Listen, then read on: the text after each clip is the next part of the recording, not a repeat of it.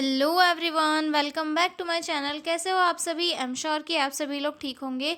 तो चलिए हम लोग आज का वीडियो स्टार्ट करते हैं। इस वीडियो में हम लोग जो है साइकोलॉजिकल एस्पेक्ट ऑफ एजिंग देखने वाले हैं। ठीक है, काफ़ी इंपॉर्टेंट क्वेश्चन है और मैं आपको बहुत ही सिंपल और इजी लैंग्वेज में समझाऊंगी। ठीक है, अगर आपको पीडीएफ नोट्स की रिक्वायरमेंट हो तो डिस्क्रिप्शन में मेरा मेल दिया हुआ है, आप उस पर कॉन्टैक्ट करके पीडीएफ नोट्स ले सकते हो। तो चलिए स्टार्ट करते हैं। ठीक है, तो साइकोलॉजिकल एस्पेक्ट ऑफ एजिंग, जैसे कि हम सभी को पता है एजिंग यानी क्या होता है। एक ऐसी प्रोसेस जो ग्रेजुअली चलती रहती है और जिसमें जो है पर्सन की एज बढ़ती जाती है टाइम के साथ साथ। जैसे कि हम सभी जानते हैं, जब हम छोटे थे उस टाइम पे हमारी थॉट प्रोसेस क्या थी, मतलब हमारे दिमाग में जो फ्लाइट ऑफ आइडियाज़ ज़्यादा चलते थे, गेम वगैरह, मतलब अलग अलग चीज़ें चलती थी। ठीक है, उसके बाद हम थोड़े मैच्योर हुए तो उस टाइम पे हमारे माइंड में क्या चलता था कि यार पढ़ना है, जॉब लेनी है, फैमिली देखना है। ठीक है, और उसके उससे थोड़े बाद वाली अगर फेज़ में इंसान जाता है तो उसके बाद ये सोचता है कि घर बनाना है, फैमिली देखनी है, रिलेटिव्स, ये वो सारी चीज़ें वो देखता है। ठीक है, उसके बाद बच्चे आ जाते हैं। उसके बाद जब इंसान की खुद मतलब रिटायरमेंट की एज आती है, या फिर मतलब इंसान जब 50-60 साल के आसपास हो जाता है तो उसके बिहेवियर में जो है अलग ही चेंजेस आते हैं। मतलब जब वो बच्चा एक जो है चाइल्ड, मतलब उसका जो बहुत यंग फेज था उससे वो धीरे धीरे ओल्ड एज की फेज में जाता है, तो उसके बॉडी में क्या होते हैं, बहुत सारे फिजिकल चेंजेस भी होते हैं, इमोशनल चेंजेस भी होते हैं, और साथ ही साथ बिहेवियरल चेंजेस भी हमें देखने के लिए मिलते हैं। ठीक है, तो पर्सन जो है बहुत सारी चीज़ें एक्सपीरियंस करता है और उसे बहुत जो है बिहेवियर के उसके उसके बिहेवियर में भी हमें जो है चेंजेस देखने के लिए मिलता है। ठीक है, तो यहाँ पर उन लोगों को समझना बहुत इंपॉर्टेंट होता है, क्योंकि कई बार क्या होता है कि जो ओल्ड एज वाले पर्सन होते हैं वो अपनी फीलिंग्स दूसरों से शेयर नहीं करते और कहीं ना कहीं उसी में फंस के या फिर उलझ के रह जाते हैं। इसीलिए उनसे बहुत ही लीनियंसी से और बहुत ही प्यार से उन्हें उनको उनको जो है हैंडल करना होता है, और साथ ही साथ उन्हें केयर प्रोवाइड करनी होती है ताकि वो अपने अंदर की चीज़ों को एक्सप्रेस कर सके और दूसरों के साथ अच्छे तरीके से रह सके। ठीक है, तो ये समझ में आ गया साइकोलॉजिकल एस्पेक्ट ऑफ एजिंग। अब देखते हैं इंट्रोडक्शन से। ठीक है, एजिंग क्या है? एक नेचुरल ग्रेजुअल प्रोसेस है जो कंटिन्यू चलती रहती है। ठीक है, with increasing age a person में experience emotional, mental and behavioural changes.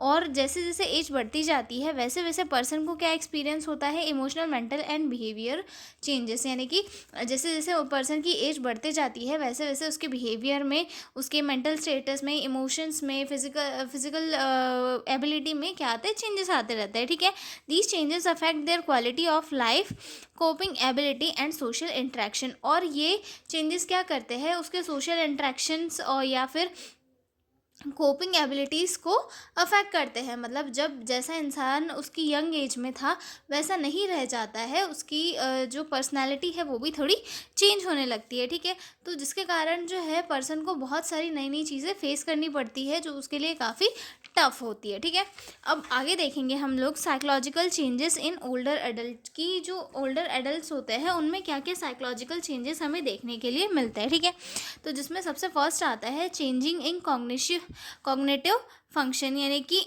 सोचने समझने की शक्ति में उनके क्या क्या चेंजेस आते हैं। तो जिसमें सबसे फर्स्ट आता है स्लोअर इन्फॉर्मेशन प्रोसेस, यानी कि जो एल्डरली पर्सन होता है वो चीज़ों को समझने में काफ़ी देर लगाता है और मतलब बहुत देर तक सोचता है। कई बार तो चीज़ें उसको समझ ही नहीं आती और धीरे धीरे जो है उन चीज़ों को वो सोचने लगता है। ठीक है, और उसके बाद माइल्ड मेमोरी लॉस, मतलब धीरे धीरे जो है इन्फॉर्मेशन वो भूलने लग जाते हैं, धीरे धीरे मेमोरी लॉस उन्हें होने लग जाता है। ठीक है, डिफ़िकल्टी लर्निंग न्यू थिंग्स, नई नई चीज़ें सीखने में भी उन्हें दिक्कत होने लगती है। ठीक है, रिड्यूस्ड अटेंशन स्पैन, और साथ ही साथ वो एक किसी भी चीज़ के ऊपर कंटिन्यूस अटेंशन जो है नहीं दे पाते हैं। ठीक है, तो ये इनके कॉग्निटिव फंक्शन में चेंजेस आते हैं। ठीक है, अब उसके बाद जो सेकंड पॉइंट आता है, मेमोरी में क्या क्या चेंजेस आते हैं? शॉर्ट टर्म मेमोरी कम हो जाती है, मतलब जो शॉर्ट टर्म मेमोरी है जैसे कि थोड़े टाइम वाली वो भूल जाते हैं, क्विक फॉरगेटिंग हो जाती है। ठीक है, और लॉन्ग टर्म मेमोरी जो है मोस्टली इंटैक्ट हमें मिलती है। ठीक है, difficulty recalling recent event but remember old memories, और उन्हें जो है रिसेंट इवेंट क्या हुआ था या फिर रिसेंट में कौन सी घटना घटी थी, हो सकता है वो चीज़ उन्हें याद ना रह सके, लेकिन जो उनके पास्ट की चीज़ें हैं, मतलब बहुत 10-20 साल पुरानी, वो बातें उन्हें याद होती है। ठीक है, अगला पॉइंट आता है इमोशनल चेंजेस। इमोशनल चेंजेस भी उनमें हमें देखने के लिए मिलता है, ठीक है। इंक्रीज्ड वरी और fear about health, finance and future. साथ ही साथ उनका इस चीज़ को लेकर टेंशन बढ़ जाता है कि अब मैं बूढ़ा हो गया हूँ, अब मैं कैसे कमाऊँगा, मेरी हेल्थ भी ठीक नहीं है, फिट भी नहीं हूँ मैं, मेरा फ्यूचर कैसा रहेगा। ये सारी चीज़ें जो है एक ओल्ड एज वाला पर्सन सोचने लग जाता है, ठीक है। मूड स्विंग्स भी होते हैं उनके में, feel lonely specially after retirement और लॉस ऑफ स्पाउस, यानी कि उनकी अगर पार्टनर की डेथ हो गई है तो भी वो जो है काफ़ी लोनली फील होते हैं। और अगर रिटायरमेंट हो गया है और कहीं नहीं जा रहे हैं, मतलब एक जो इंसान होता है अगर वो डेली मतलब पूरी 10-20 साल से अपने वर्क कर रहा है, डेली उसी वर्क को रिपीटेशन में कर रहा है, और एकदम से उनका जो रिटायरमेंट हो जाता है तो उसके बाद क्या हो जाता है, वो एकदम अकेले हो जाते हैं। उन्हें ऐसा लगता है अब तो कोई काम ही नहीं है, और खाली दिमाग जो है उनका चलने लगता है कि यार ऐसा नहीं ऐसा होना चाहिए, ऐसा नहीं ऐसा होना चाहिए। तो ये सारी चीज़ें जो है एक ओल्ड एज वाले पर्सन में हमें देखने के लिए मिलती है, मतलब ये साइकोलॉजिकल चेंजेस उनमें होते हैं, ठीक है। उसके बाद अगला पॉइंट आता है पर्सनैलिटी चेंजेस भी होते हैं, ठीक है। Some become more rigid in habits, और कुछ हैबिट्स क्या हो जाती है उनकी और ज़्यादा रिजिड हो जाती है, मतलब वो ज़िद्दी हो जाते हैं, मतलब अपनी बात मनवाना चाहते हैं, किसी की नहीं सुनते। हम लोग बोलते हैं ना ये अकड़ू बुड्ढा है, या फिर ये है बहुत ज़िद्दी है, ये नहीं सुनेंगे। तो कुछ कुछ लोगों की पर्सनैलिटी में ये चेंजेस हमें देखने के लिए मिल जाते हैं, ठीक है। मैनी रेसिस्ट चेंजेस, और कुछ कुछ जो है उनकी हैबिट्स को चेंज कर ही नहीं पाते, मतलब कि मैं जो है पर्टिकुलर चीज़ को फॉलो करूँगा। मतलब एक जो पर्सन है वो सुबह उठ के अगर डेली मंदिर जाता था, वो जाएगा ही, चाहे फिर उसके एक बॉडी पोर्शन काम ना करने लगे, लेकिन वो अपनी आदत नहीं छोड़ पाता है। तो ये भी चेंजेस उनके देखने के लिए मिलता है, ठीक है। सम बिकम सेंसिटिव और इरिटेबल ड्यू टू फ्रस्ट्रेशन और डिपेंडेंस, और कुछ कुछ तो ऐसे हो जाते हैं कि अगर वो दूसरों पर डिपेंड हो रहा है तो उनके दिमाग में क्या आ जाता है, फ्रस्ट्रेशन आ जाता है बहुत ज़्यादा, जिसके कारण जो है वो खुद में घुट घुट के रहने लग जाते हैं, ठीक है। अगला पॉइंट आता है बिहेवियरल चेंजेस की। बिहेवियर में क्या क्या चेंजेस आते हैं, जिसमें सबसे फर्स्ट आता है विड्रॉ फ्रॉम सोशल एक्टिविटीज़, ठीक है। सोशल एक्टिविटीज़ से दूर रहने लग जाते हैं, क्योंकि उन्हें ऐसा लगता है कि अब मैं बूढ़ा हो गया, मेरी कोई वैल्यू नहीं है, या फिर कुछ कुछ तो अपनी अकड़ के कारण भी अलग रहने लगते हैं, ठीक है। Loss of interest in habits, उनका जो इंटरेस्ट है हैबिट्स में, वो हॉबीज़, वो भी जो है चला जाता है, वो किसी की भी चीज़ में इंटरेस्ट लेना नहीं चाहते, ठीक है। स्लो डिसीजन मेकिंग की प्रोसेस भी उनकी काफ़ी स्लो हो जाती है, ठीक है। रिपीटिंग द सेम क्वेश्चन और स्टोरीज, और बार बार एक ही क्वेश्चन को वो रिपीट करने लगते हैं, ठीक है। उसके बाद स्लीप पैटर्न में क्या क्या चेंजेस होता है, उन्हें नींद नहीं आती, difficulty following a sleep, then waking up early,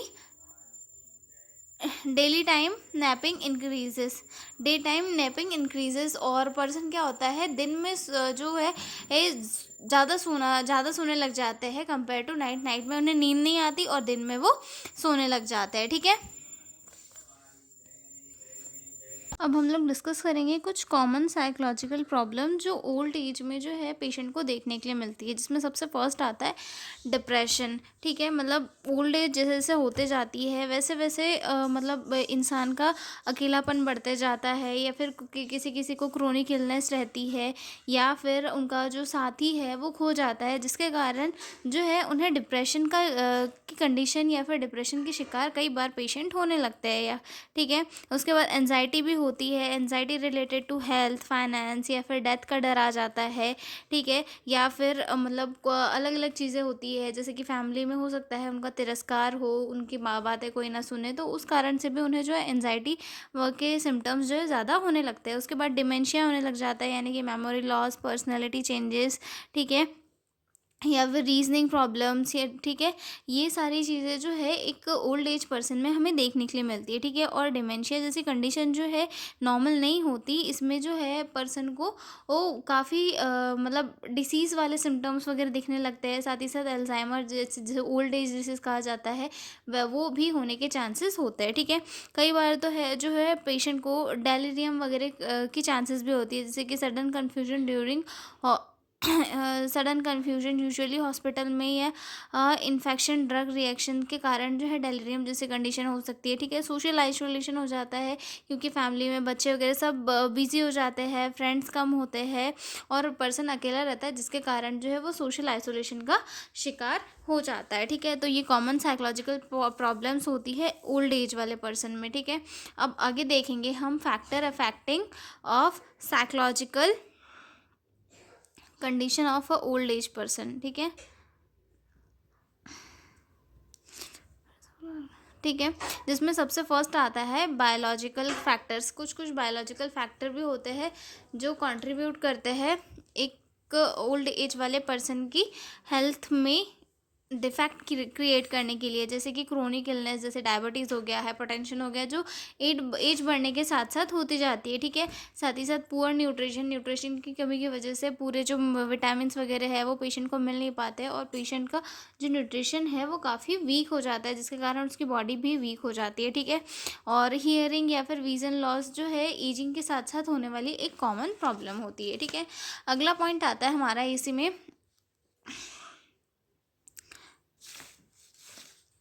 psychological factors, ठीक है। ये जो है साइकोलॉजिकल फैक्टर्स होता है, ठीक है।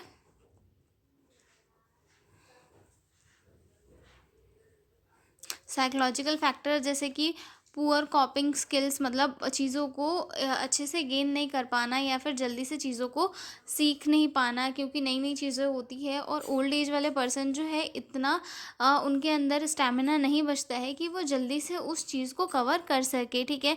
नेगेटिव एटीट्यूड बन जाता है क्योंकि उनकी एज बढ़ रही है। किसी किसी का जो मूड है वो एकदम अकड़ में रहता है, कड़क रहता है, या फिर नेगेटिव एटीट्यूड हो जाता है क्योंकि एज बढ़ती जा रही है, उसके साथ साथ उनके बिहेवियर में चेंजेस आ रहे होते हैं, ठीक है। पास्ट ट्रॉमा और इमोशनल स्ट्रेस और पास्ट ट्रॉमा के कारण भी जो है उनमें साइकोलॉजिकल कंडीशन डिस्टर्ब हो सकती है, ठीक है। अगला पॉइंट आता है हमारा सोशल फैक्टर भी कंट्रीब्यूट करते हैं साइकोलॉजिकल प्रॉब्लम को क्रिएट करने में, जैसे कि रिटायरमेंट हो गया है कि पर्सन जो है रिटायर हो गया, अब उसके पास कोई नहीं है, दैट मीन्स कि वो अपना वर्क टाइम पे नहीं कर रहा है, उसे कहीं जाना नहीं है, एक कोई एम नहीं है, तो क्या होता है कि पर्सन आइसोलेट हो जाता है कि यार अब तो कहीं जाना नहीं है। उसके दिमाग में बहुत सारी चीज़ें खिचड़ी पक जाती है कि अब क्या करूँ, को तो कहीं जाना नहीं है, ऐसा वैसा, ये सारी चीज़ें जो उसके माइंड में चलने लगती है। तो ये धीरे धीरे क्या करती है, साइकोलॉजिकल प्रॉब्लम को क्रिएट करने में एक कंट्रीब्यूट करती है, ठीक है। अगला पॉइंट आता है इसमें लॉस ऑफ फैमिली मेम्बर्स का लॉस हो जाता है, जिसके कारण इमोशनल कंडीशन और ज़्यादा वीक हो जाती है, ठीक है। लैक ऑफ फैमिली सपोर्ट, ठीक है। अगला पॉइंट आता है हमारा इकोनॉमिक प्रॉब्लम्स भी ओल्ड एज के साथ में अराइज होती है, ठीक है।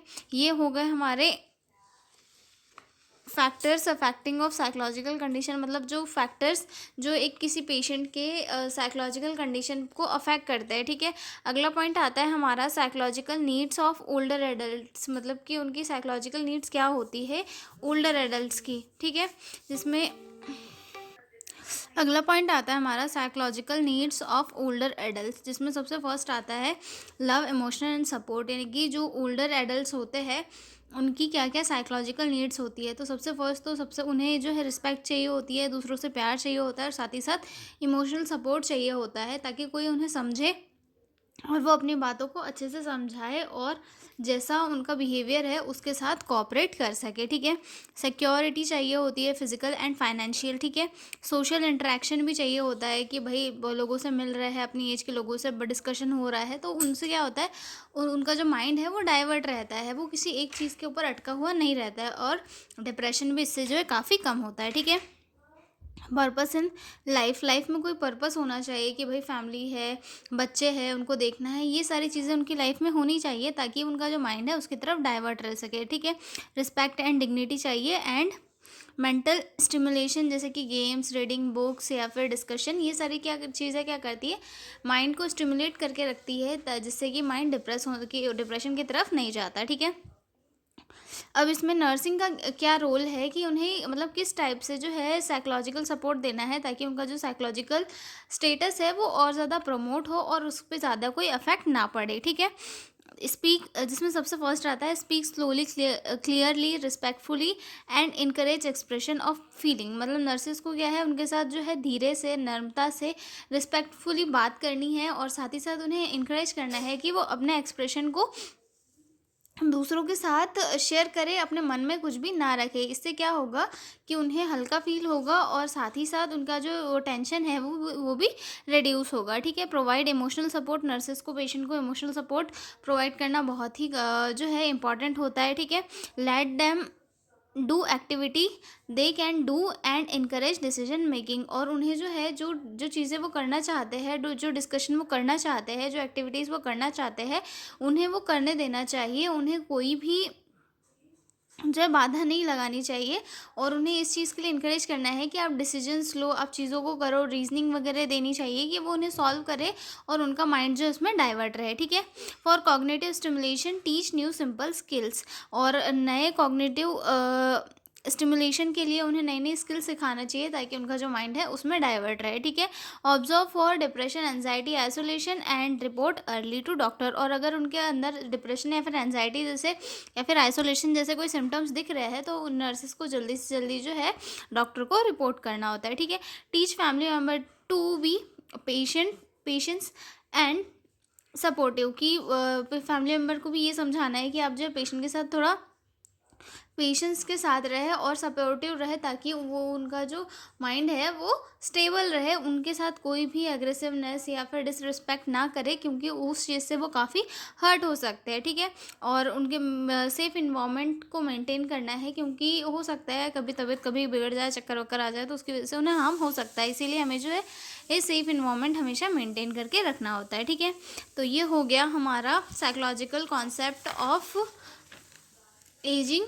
मिलते हैं अगले वीडियो में एक नए क्वेश्चन के साथ, तब तक के लिए बाय बाय।